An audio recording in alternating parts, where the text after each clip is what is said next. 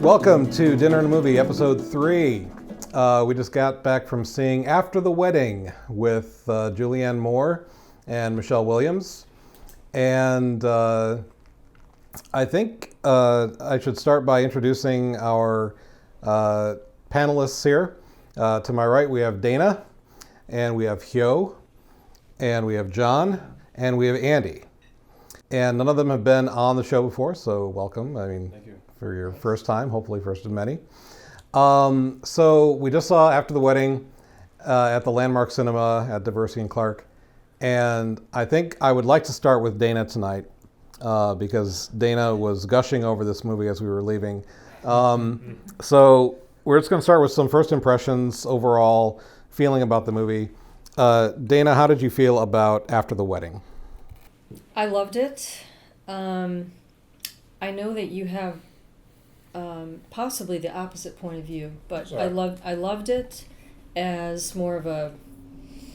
I'm not in the industry, so I don't analyze it to or the way that someone else might who's in the industry. And there's a scene that stands out when Julianne Moore says, "I don't want to die," and.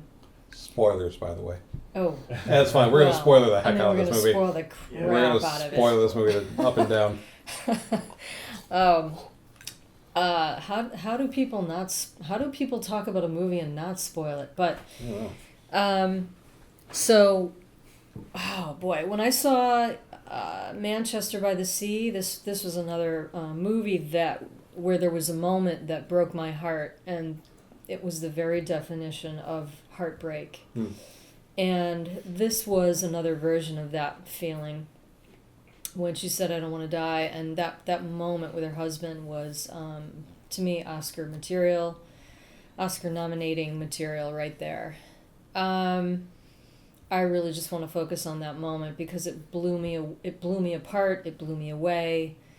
It's by far the most memorable moment of the movie. That's all I can say for now. I mean, okay. I can say a lot. I can't say. That's all I will say for now. That's fine. So, Hyo, what did you think of After the Wedding?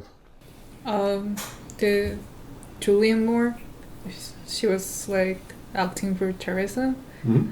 I would not invite the biological mother to the wedding. It was kind of weird to me.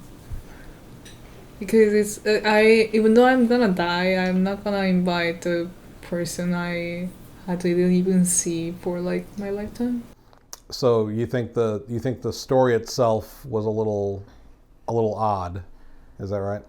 Oh no, but it's not odd. But just for myself, I was like, oh, if I were her, what would I do? I was thinking I would never invite her to the wedding, or I would just find a good person or other people to getting help. Anyone else. Anyone else will not her. John, what were your impressions of After the Wedding? Well, it's. I don't think this is deprecating, but maybe it is. I shouldn't. It seemed to be a chick flick. It wouldn't be one that I would pick to go see. But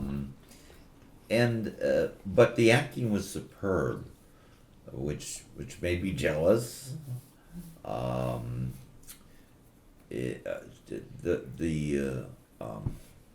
Julianne Moore is she's kind of a controlling woman, and that's why she invited the real mom.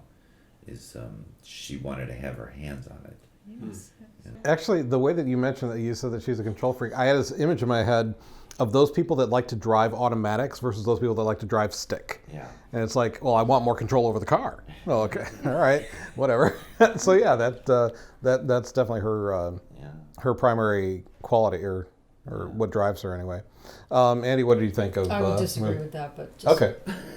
I think a lot can be said about the choices the writers made for particular vehicles. To elucidate, I thought the movie did very well how it kept adding tension to the situation.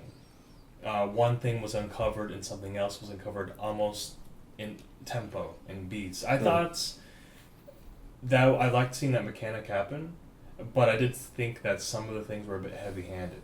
Like, everything was increasingly more intense, more severe one after the other. It entertained me for sure, but that's a crazy weekend for all the people involved. And I guess for me, personally, I'm more of a slice of life kind of guy. This seems extraordinary in every sense, almost a fantasy movie, but I enjoyed it though, for the acting especially. Almost a fantasy movie. That's an interesting perspective. And we could get into some dangerous territory here if we go from your comment about chick flick, and then we go into Andy's comment about fantasy. So, is this? I mean, this was written and directed by a guy, Bert Freundlich, and I don't know what else he's done, but. You know, I don't like to characterize movies as chick flicks versus not. I really don't like to do that. Yeah. You could characterize most of Woody Allen's oeuvre as chick flicks, and you know they're kind of not. But if we're defining chick flick as character driven, then I'm not really crazy about applying that. But if we're defining it as, you know, a couple women or a group of women coming to some emotional terms about something, then okay. But that has to do more with the cast than the actual story, right? So I guess my question is this movie pure female fantasy? Yes or no, why or why not?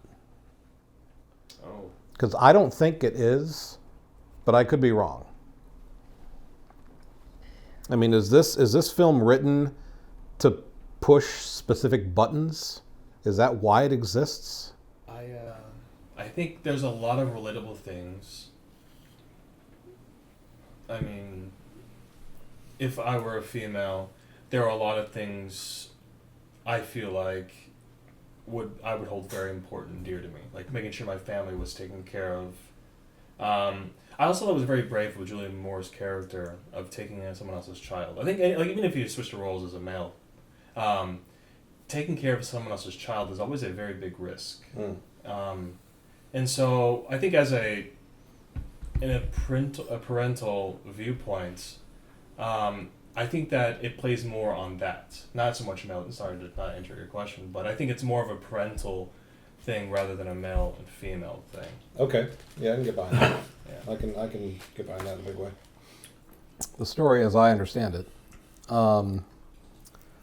Isabel. Okay, I gotta mention this one thing that's been like nagging at me the whole time. Okay. The two characters are Teresa and Isabel. Right.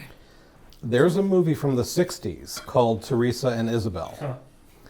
And I believe it was Radley Metzger.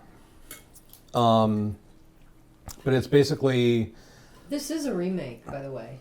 Oh, is This is a remake. Really? And I read that yesterday, and I meant to say that when you said this has been done before. I meant to say it's literally been done before. This is a remake. I was not aware of that. Okay. Really? Do you know who did who was in the original, or who? No, I directed? don't. I read it. No. Okay. I cut myself off because I didn't want to. Well, You didn't want to spoil I it too didn't much. actually want to know too much about Yeah, the movie. yeah, that the makes trailers sense. are always too long for me. Okay. So Yeah, there are these two characters, Teresa and Isabel, in this one old movie, but it's not a remake of that movie. I can guarantee you that, because it's all about these two women who are in this relationship, and it's scandalous and blah blah blah blah blah. But I just found it interesting that it was the same. If it's a coincidence or not. Yeah, I was just worried. I was just wondering if it was intentional or not. Anyway, so we got Teresa and Isabel. Isabel runs a what's the word I'm looking for? Orphanage in India, and she's a very principled American woman, short blonde hair. That's Michelle Williams, and she gets contacted by Teresa, Julianne Moore back in New York, who offers her $2 million for her orphanage, but she has to come to New York to get it, basically. So Isabel thinks it's a little weird. She kind of pushes back a little bit, but then she's like, okay, $2 million. I guess I gotta go to New York. So she goes to New York. And she meets Teresa, and they start discussing the terms of the $2 million. And Teresa's very busy because she's planning her daughter's wedding, which is that weekend. Mhm. So oh, by the way, can you come to my daughter's wedding? she says, I'm very busy. We really can't talk right now. Come to my daughter's wedding and let's get to know each other there. So Isabel's like, okay, it's kind of getting a little weirder, but all right. It's a wedding, no big deal. She goes to the wedding, and there are all these. But she's late to the wedding. Is that symbolic of anything? Is that I think it is. what do you think that symbolizes? The She's fact that late she coming into the life of her child. Ooh, man. That's you're what I'm good. saying. Is You're this, good. this director has got all That's kinds good. of little things like that Okay. zipped in there You Yeah. are that's good. under the subconscious. all right. So or she goes you're to reading way too much. Of it. I'm not sure which it is. I don't get out much. I'm under a rock. No, Bert that's Freundlich is gonna brilliant, Bart or- Freundlich is gonna watch this and he goes, oh man, I never thought about that. Yeah, that's true. Yeah. So Isabel goes to the wedding of Teresa's daughter, and when she sees Teresa's husband, played by Billy Crudup, she kind of goes into panic mode, like fight or flight mode, and it is revealed over the next few scenes that Teresa's grown daughter, who just got married, Teresa's actually the adoptive mother, and Isabel is the birth mother of Teresa's daughter. What was her name? For the daughter's Grace. name? Grace. That's Oh, right, because yes. that came up Grace thematically. Oh. The grace period. Grace period. Yeah. So Isabel freaks out, wants to know why her daughter is living with Teresa and her husband. What was her husband's name? You remember? Billy Crudup? I don't remember. Oscar. Oscar. It was Oscar, wasn't Yeah. it? Yeah. Oscar. So when Grace was born, Isabel and Oscar decided to put her up for adoption. Yeah. And now here she is 20 some odd years later, and Grace is still with Oscar and his new wife, Teresa, who's offering her $2 million for her orphanage. So it's a whirlwind of coincident or premeditated Yeah. reunionizing of Isabel and Grace. So it's revealed that Isabel is Grace's birth mother and that Teresa kind of orchestrated this whole thing because Teresa is dying of some unnamed Yeah. disease. We We never have no did idea. hear what it was. But They she didn't hasn't say got long to they didn't go. say cancer, but she says I'm dying. But she's not There's no suffering. proof. Yeah. You don't see her suffering. We do right at the end. Oh, yeah, well, Right at the end. she's about to go. You crack me up. So Teresa orchestrated this whole thing because she knows she's dying. She also has twin boys. And she needs someone I don't know what. to mother Grace, not so much Grace, but also the boys. Yeah. So what were you going to ask? You don't know why? The boys threw me because I don't think I noticed that there were two younger boys. I only noticed the daughter, and later on there's these two boys, and I didn't know when did they become your kids. So, And she That didn't could've spend a been lot me. of time with them, did she? Well, she did mention that she had to work for those kids, and that kind of says they had some maybe infertility issues or something. And multiple births are usually a result of like fertility treatments. But yeah, so basically the whole thing was set up by Teresa to get Isabel to come back to New York and be mother to Grace and the two boys after Teresa dies. What you were saying earlier about these revelations that come at a pretty steady pace, Yeah. that was something that I did not like about the movie. Yeah. That was. It's like every 20 minutes or so, it's like, oh, this new revelation. Oh, this new revelation. Oh, this new revelation. And so when it got to the scene where Julianne Moore has her mental breakdown and says, I'm not ready to die, I'm not done yet, I didn't feel that scene had been earned. Holy cow. Because the whole movie building up to that point was just this rhythmic procession of, I talked about cliches on the car ride over here, but yeah, it seemed like you've got the cliche of a long lost daughter given up for adoption, which comes back into Isabel's life, and you've got the tension between Isabel and Oscar, and you've got the revelation that Teresa's dying. It just seemed like, and I know that these things happen, but they don't all happen in one weekend to one person. I think that's really the sin that this movie commits, is that it piles on the cliches on one character so heavily, and it's just like it kind of gets a little ridiculous. It's like the Alien movies. It's like, how many times can that happen to Ripley? Or the Die Hard movies? How often can that happen to John McClane? Sure. I agree with a lot of what you're saying, because I found myself almost speaking the actor's lines when the tension was so high, right? Like when the daughter confronts the mom, Julianne Moore. Teresa. Teresa. When the daughter confronts Teresa, I thought she was going to say, I don't want to marry the guy. Like, she was like, I want to tell you something. She was leading up to what she was about to say. She was, I don't want you to die. So I thought it did a good job building up the tension, but you know what? You're right. I didn't feel a real satisfactory release of that tension when she said at that climax, I don't want to die. I don't know if it could have been another scene right beforehand to kind of build up like her being scared. Because up until that point, I didn't see that she was scared, right? Maybe if she would just shake more, drop some glasses. Maybe like it was like a pattern you could see on the movie, like how she always does her coffee with sugar. Now she can't. Like, no, she was always popping those pills. Yeah. Yes, that we saw early. Every time we cut to Julianne Moore at home, she's always popping But the pill. I had a didn't she feeling have she to was hold it addicted. together to be a CEO and then throw a wedding and then have a guest come into town? Yes. And didn't she have to keep it together and was used to keeping it together, being the captain of the ship, being the CEO of the company? And then, don't people do that with their lives? They just keep their life, or they keep their real emotions under wraps, and then they might decide, I can't do this anymore, or I don't want to. What are you saying, Dana? I don't want to keep holding it in, and then off it goes. And I could see that happening for sure, especially because you're going to die and you're really wealthy and you've worked your life to build this company, and now you can't do anything with the money yourself. You're going to die. Yeah, that's a shame, isn't it?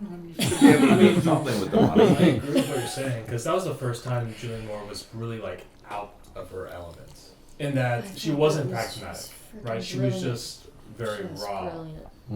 But I don't know. I didn't feel the payoff. Yeah. I wanted the character deserved the payoff. I wanted to be in that room with him, like, oh my God, I really feel it happening, but I didn't get that. He's the husband. He's trying to console his wife, and you can't. You can't say, okay, it's okay, you won't die. You cannot. Right. She's inconsolable, and then he breaks down. I thought that was Oscar winning. I thought it was great. What you said about cuts, though, that reminds me of something that I was noticing throughout the movie, is that these two characters would meet up, and they had this really intense conversation, and then would cut to a different scene. And over, I find myself asking, where did that conversation go? And how did they leave things at the end of that conversation? The dining scene? Every scene. Like every scene in the movie. It was like they get together, they have this intense conversation, and then it cuts. Something happens, yeah. And it's like... And you felt like you were left hanging? Yeah. And it's like, where did they leave things? And how did that snippet of a conversation lead into the next scene? I didn't get that feeling of of flow. I think I guess that's would be the word I would. just a vehicle that movie used for attention. Because like, there was That's pretty harsh. Yeah, I mean, I think the movie does a lot of things that are orchestrated to build those elements. Yeah. And I mean, every movie does, but sometimes you But this don't is see why I you don't don't see the do- gears spinning. Yeah, I saw the gears But spinning. you see the gears I was spinning in like, this one. It's like big there's so time. many things happening at once, back to back. I was just like, guys, take me out of this place. Typically, what we do at the end of the episode is we give the movie a letter grade. So, Dana, I started with you initially for your first thoughts, overall impressions. So, starting with you again, what letter grade would you give After the Wedding? Like F to A? Yeah. I'm pretty good with my affirming things, and I'm gonna go with A. You're gonna give it an A? Yeah. What are some other movies that you would give an A to? Oh, right. For comparison. For calibration. Well, Manchester by the Sea was something I mentioned Okay. because of the heartbreak moment. There's a lot of thematic And similarities. between the really, two. that was a fine movie for me. Yeah. Of course, not recent. All right, so Hyo, what letter grade would you give After the Wedding? C plus, B minus. If I need to give a grade, I would give like that way. I mean, I liked it, but for grade, there is some points I don't like it Mm-hmm. because it's like it's not connecting. Mm. Flow is not connecting. I like the acting by the actors. Acting was good. The Acting was story good. was actually okay. Well, story was okay. Yeah. So. But yeah, you mentioned flow. And Yeah, flow that was was a not problem for me good. too. And but at the end of the movie, there was a nest, like says, oh, somebody is feeding the baby bird. So Yeah. I think it shows the end very well, because it starts with the nest. Then she brought the nest with a hole in there, and then the eggs were broken. Yeah. But at the almost at the end of the movie, there was a nest. Indian boy says, "Oh, somebody is feeding baby birds or something." So, Yeah. I think it's the way they show like, this kind of thing will be wrapped up in a very good way after the scene. Yeah, Yeah. that makes sense. Yes. All right, so John, what would you give After the Wedding? Well, I think the acting was very good. I didn't like those characters for one reason or another. I don't know if I was jealous of them because they had all kinds of money or what it was, but so I wasn't enjoying that. I would give it a C. You know, All right. I wouldn't go out to see it myself personally. But I dragged you out there. But since you dragged me out, and the level of the acting was so good, and the interesting things that the director was doing was so good, that I'd have to give it a C, but I didn't enjoy it. Okay. All right, so Andy, where do you fall on the scale? I love it. I know I've seen better movies. I've seen worse movies. But if I were to give it a letter grade, it would be a B, because I feel it achieved what it wanted to achieve, but I think that it could have been done better. So, tension, the symbolism, feel good moments, emotion, I think that it all nailed it, but there could have been a better movie. Okay. So definitely, not for me an A, but definitely a B. Jason, do you want to weigh in? Yeah. What do you say? C minus. Okay. I think everything was done well, but I think there wasn't nothing was so dynamic or interesting. Like even like Andy, you were talking about, like I was trying to figure out who the villain was, and I was just like, yeah, like no one stood out. Even the character change, like the opening scene, it was that drone shot zooming in on her, and then the ending scene was the drone shot zooming out in the exact same location, and it was kind of like there wasn't a whole lot of difference in the opening and closing scenes, and I think that's kind of like there wasn't a whole lot of difference in the character at the end either. No. So like everything done really well, but nothing super interesting going on. Yeah. All right. Max, how about you? I'm gonna have to mark it as incomplete Oh man. because I need to know if she went back to India or if she stayed So. Well, we got the impression she went back to India, but then she had to go back to New York. I think you're cheating. The contract stipulates that That's she my live in final- New York, but you want to know if she went. You come to my if she- home, you eat my dinner, If she moved and in you with won't Billy give the Crudup. movie a grade. It's a B. It's a B. It's a B. B. Okay. B-team. All right. B-rated movie. John, I'm with you. I'm straight C on this one. It's very competently made, competently acted. Yeah. Um, Very well acted. did it seem dark, like the image dark to anyone else, or just me? Physically, Yeah. visually, It just A lot of the just same seemed- colors. You know, brown. It just seemed a little. It just seemed a little very. faded. a or little dull. You mean like dullish? Yeah.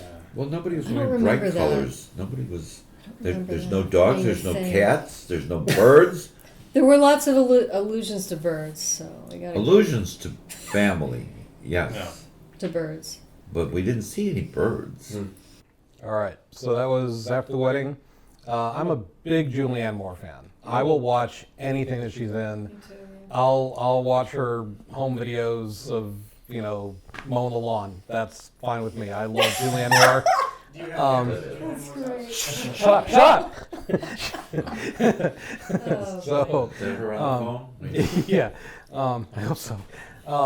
Yeah, I love Julianne Moore. I enjoyed watching this movie just to see her, and I'll always look forward to whatever she does next. But Word for that, Yeah. you give it a D, right? I probably would have graded it a little bit lower. Put Ellen Page in her role, and I'll give it an F. Anyway, so that's been After the Wedding. The deviled eggs did not work once again, so I'm going to kill myself now. But thanks for watching.